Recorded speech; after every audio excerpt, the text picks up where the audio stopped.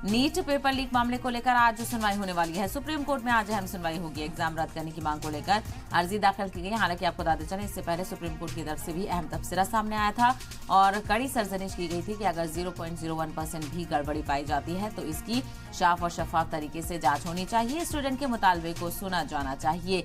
और चूंकि जिन लोगों के मार्क्स आए, ग्रेस मार्क्स दिए गए थे 1563 स्टूडेंट्स के लिए, 23 जून को री एग्जाम का इंतजाम किया गया है। लेकिन जो और अधिक तलबा हैं वो भी री एग्जाम का मुतालबा कर रहे हैं और ऐसे में इस मामले को लेकर जो स्टूडेंट्स हैं वो सुप्रीम कोर्ट पहुंचे हैं और इसी जिम्न में आज इस मामले की सुनवाई होने वाली है। तो सुप्रीम कोर्ट में आज समाअत होगी और एग्जाम रद्द करने की मांग को लेकर अर्जी दाखिल की गई है कि जो नीट का एग्जाम हुआ है वो रद्द किया जाए और फिर से दोबारा से एग्जाम कराया जाए। हालांकि इससे पहले इस मामले को लेकर समाअत हुई थी तो सुप्रीम कोर्ट ने एग्जाम रद्द करने से मना किया था और काउंसलिंग से रोकने से भी मना किया था, क्योंकि काफी लंबा प्रोसेस है और ऐसे में परेशानी का सामना करना पड़ सकता है। लेकिन नीट एग्जाम को लेकर जिस तरह के कई इंकशाफ हो रहे हैं और खुलासे सामने आ रहे हैं, उससे जो तशवीश है वो बढ़ती जा रही है और स्टूडेंट्स का मुतालबा है अपने मुस्तकबिल को लेकर। स्टूडेंट और वालिदैन फिक्रमंद हैं।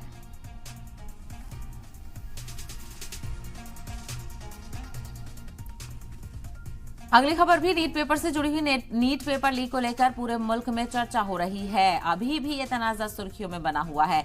इसी बीच बिहार के दानापुर टाउन काउंसिल में तैनात एक इंजीनियर ने हाल ही में सामने आए कन्फेशन नोट में चौंकाने वाले दावे किए हैं। इंजीनियर की पहचान सिकंदर प्रसाद के तौर पर हुई है। उसने दावा किया है कि उसने 4 नीट कैंडिडेट और उनमें से एक के गार्जियन को पटना में रहने के लिए इंतजाम किया था। एक रिपोर्ट के मुताबिक इंजीनियर ने आगे कहा कि उसका भतीजा और अनुराग यादव नीट के एग्जाम में शामिल होने के लिए अपनी मां रीना कुमारी के साथ पटना आए थे। वहीं खुलासे में यह भी बात सामने आई है कि मुलजिम के पास बिहार के एक वजीर का दिया हुआ लेटर भी था।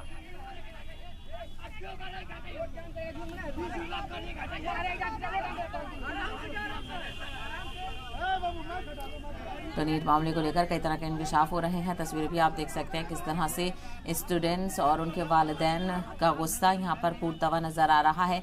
एक तरफ इस मामले को लेकर सुप्रीम कोर्ट का रुख किया गया है, सुनवाई की तारीखें देखने को मिल रही हैं अलग अलग अर्जियों को लेकर, तो दूसरी तरफ कई सवाल यहाँ पर किए जा रहे हैं। स्टूडेंट्स तपती गर्मी में मजबूर हैं सड़कों पर उतरने को और मुतालबा किया जा रहा है कि री एग्जाम कराया जाए। अब देखना बेहद अहम होगा इसको लेकर आगे क्या कुछ निकल कर सामने आता है।